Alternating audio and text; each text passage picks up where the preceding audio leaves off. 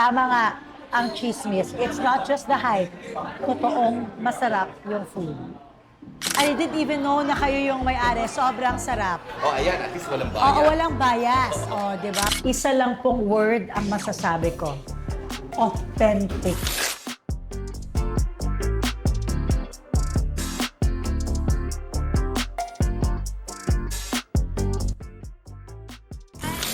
Hi guys! Welcome back to my channel. It's me, Mommy Moriel Padilla, and today we are going to continue our Michelin food crawl. Ngayon naman, ang pupuntahan natin ay ang mga restaurants sa Quezon City na naka-receive ng Michelin bid at Michelin recognition or yung Michelin Select.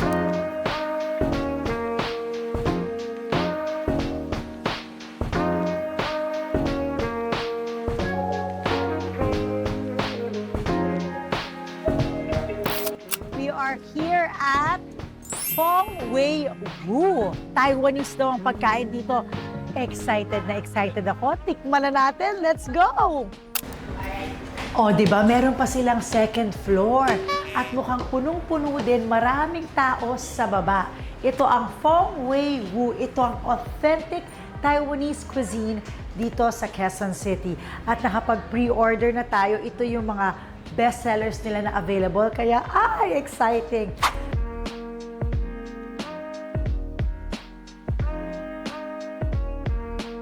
Ano ba dapat muna natin tikman? Feeling ko, ito. Kasi, di ba, parang pag Taiwanese food, ang iniisip ko talaga, beef noodle soup. Mukhang legit na legit talaga. Beef noodle soup ang favorite ng mga anak ko. Mukhang beef shack ang gamit nila. Titikman na natin. Isa lang pong word ang masasabi ko. Authentic. May kakaiba dun sa broth nila eh. Parang may maanghang na may parang maasim-asim din ng konti. Para pong yung lasa niya, parang nasa Taiwan talaga. Tikman na natin. Ito ay shrimp. Sarap. Napapaisip tuloy ako, paano nila nagawang ganun kamalasa yung egg nila? Egg lang naman siya. Ang sarap! So first, titikman natin tong gulay para masabi na kumakain din tayo ng gulay. Talbos ng kamote. Masarap po ba? Sobra. Sobrang sarap po. Nako. Salamat po, ma'am.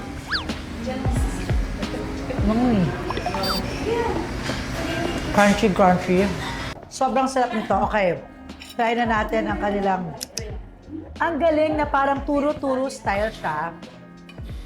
Pero legit na legit siya. Ayan, tapos lalagyan natin siya ng sauce, parang gravy. Tapos may rice siyang kasama. Naku, magugustuhan nila tong fried rice. Yung mga anak ko. Mag-take out kaya ako. Yes. Ikaw ka na. Oh my God. It's so good. Sobrang sarap. It is... Oh, congratulations. It is so delicious. So, Okay. ay, Tagalog. Do you speak Tagalog? Konti. How long have you been in the Philippines? 25 years. 25 years. And the restaurant, how long has the restaurant been? 20 years. I love it. The fried rice, the beef. Oh my gosh, so tender. Thank you so much. She. So beautiful. Thank you, thank you. Kaya sila nananalo kasi yung ingredients nila ay talagang fresh.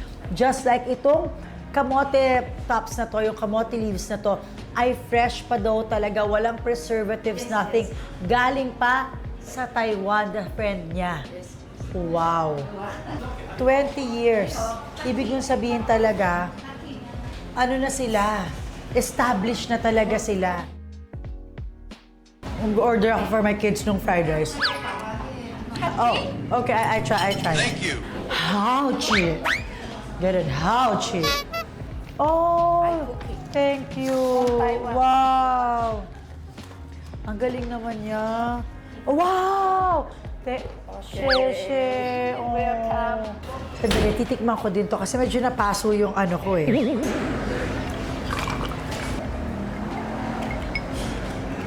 Wow! Ang nakalagay, wax guard juice. So parang, di ba ang bitter gourd ay ampalaya. So ang wax gourd, kaklase ng ampalaya. Medyo sobrang pagka-winner nito sa akin today, as in. Hindi ko alam kung dahil gutom na gutom ako, tapos first ko, pero talagang explosive yung flavors niya sa mouth ko. So yung mga food nila nag-range from 150 to 350 pesos. Sa sarap niya, sa quality niya, talagang okay na okay talaga yung presyo. Every Wednesday, sarado po sila. So wag na po kayo mag-extend ng panahon pag Wednesday. Pero ang ganda ng style nila, very low-key. Turo-turo po siya na authentic Taiwanese food. Congratulations, Feng Wei Wu. You deserve the recognition. Marielle, approve. Tamang-tamang fresh from Zamboanga and Basilan kami. So, medyo hinahanap-hanap ng talent ko ang Mindanaoan food. At dito sa Tomas Morato, may isang restaurant na binigyan ng Michelin Gourmand Bib. Ito ang Palm Grill. At today, titikman natin siya. Let's go.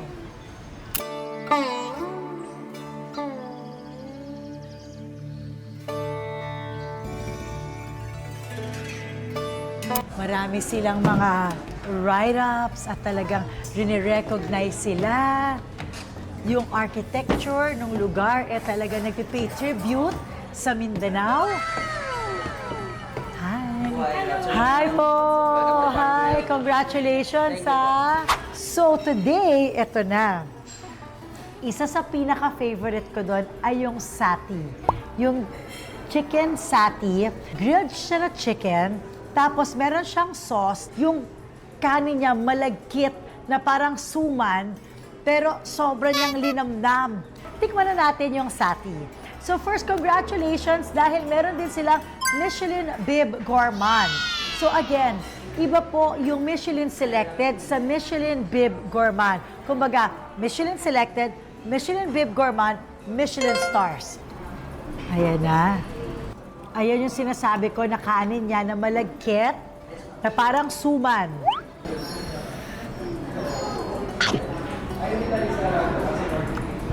Alam nyo, nadala niya ako dun sa lugar na yun.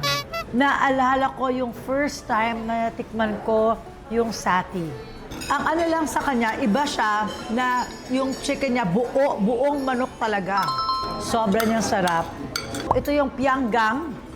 Siya yung black chicken. Siyempre, kailangan to may kanin to pag kinain. Okay. Hold on na. Ayan. Sobrang winner yung sati for me, by the way. I love the sati. Alam mo, hindi pa natitikman ni Robin na may sati din dito kasi Robin loves sati. Dito, bibili natin si Robin ng sati. Matutuwa siya dyan.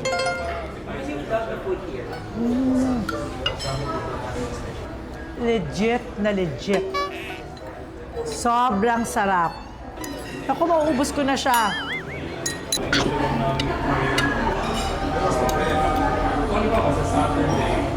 Yung taste niya is parang coconutty na manamis-namis na alam mo, linuto ng matagal. Hindi siya minadali. Ano pa po yung next na dapat kong tikman? Wow.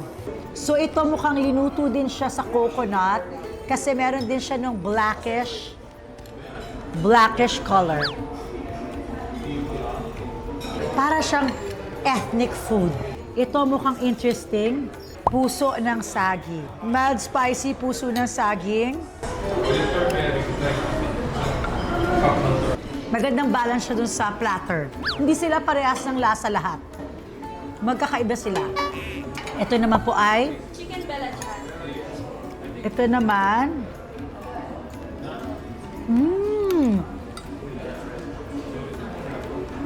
Maharap din to. Yung ginger niya, manamis-namis. Ang galing. Okay, magbi-beef ano na tayo. Yung beef korma na na-try ko sa Zamboanga, it's like beef curry na manamis-namis pa rin talaga. Bakit daw may breaded egg? For prosperity. Ang aking verdict, the best is the sati. So first sati, black chicken, korma. At saka ito pong si Chicken Balachang. Super sarap, super authentic.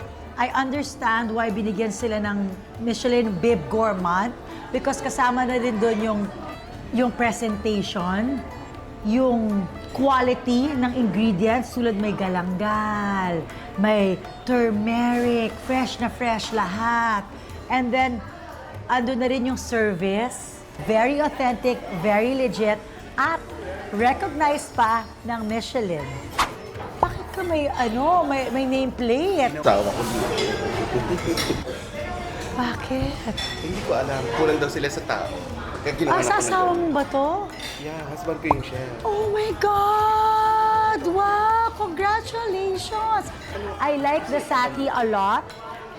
I didn't even know na kayo yung may-ari. Sobrang sarap. Oh, ayan. At least walang bayan. Oo, walang bias. Oo, di ba? Mas maganda. This is the favorite of my kids. Di ba ito si Putli Mandy.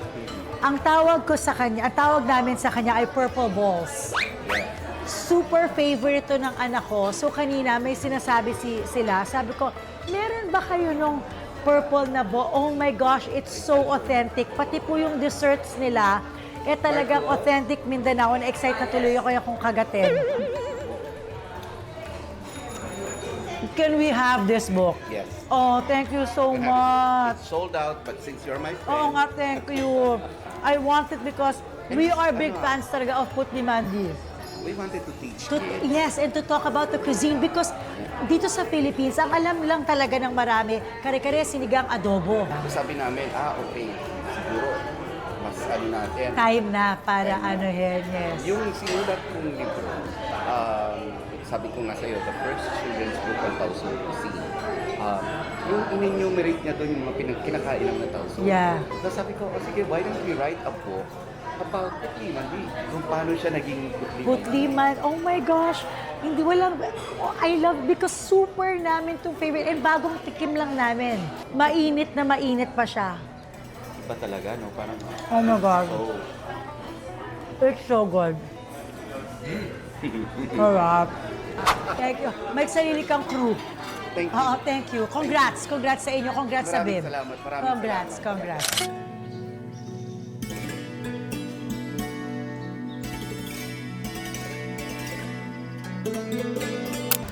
And we're still here at Tomas Morato, and this is another restaurant that you must try.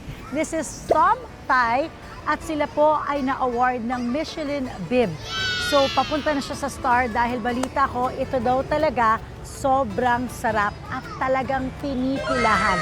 Come on, let's check it out.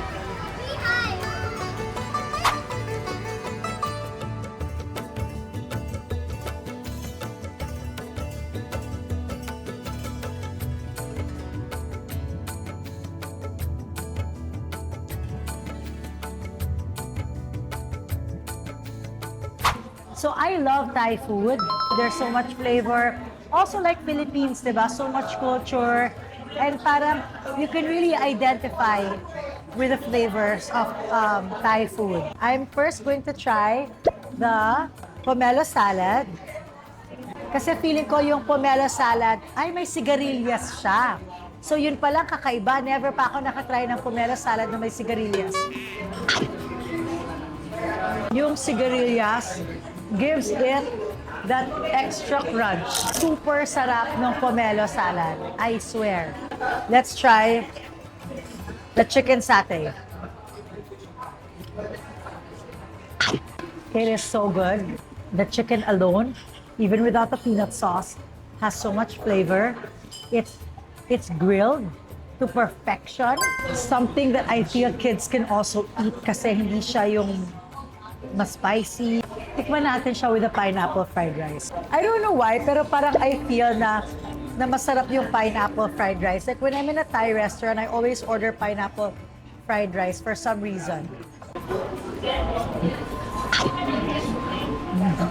Bagay na bagay yung lasa niya. Hindi sila nagko-compliment sila sa isa't isa. Hindi siya nag-aagaw ng lasa.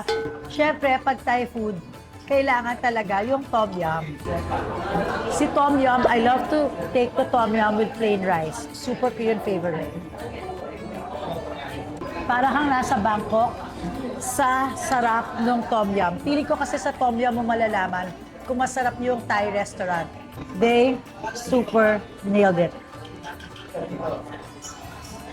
Sulit na sulit yung lakbay ko sa QC para sa masarap na food. Super sarap. Titikman na natin. It's made with real crab. Tapos may rice siya. Tapos may omelette. Lalagyan daw ng sauce. No wonder, sabi nila, dapat matikman ko to. It's so well balanced. The sauce, for me, the chunks of the crab, yun yung star. And then the sauce, it complements it together. Super sarap. Now we're going to try the beef curry na, again, presentation, sobrang ganda. And sabi nila, dapat daw isi-squeeze ng lime para lumabas yung flavor.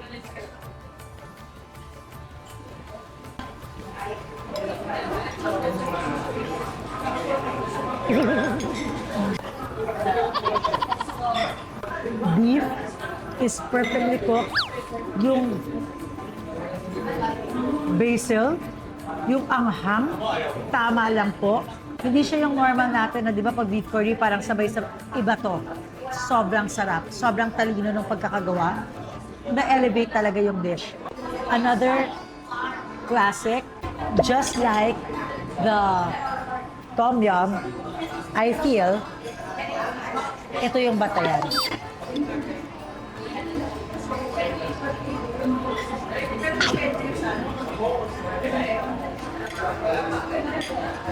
The pad thai is a classic. Sobrang sarap. Super classic. I highly recommend this Thai restaurant. I wish they had it in BGC. Yung price niya is worth it because quality yung mga ingredients, quality yung pagkaluto sa kanya. If I had another thumb, I'd give it another thumbs up. Ganon. Super. So congratulations to Some Thai. Tama nga ang chismis. It's not just the hype. Totoong masarap yung food. And that's it for our QC leg. Alam nyo, nakakatuwa dahil sobrang daming mga restaurants ang talagang pinipilahan ngayon dahil nakatanggap sila ng Michelin recognition and they truly deserve it. Worth it po yung biyahe papunta sa Quezon City. Sobrang daming mapagpipilian. So many authentic, traditional choices na pwede mong i-try. Kaya naman, saan ba tayo susunod dapat magpunta? Put it in the comment section. I'll see you again next time. Thank you so much for watching. Bye!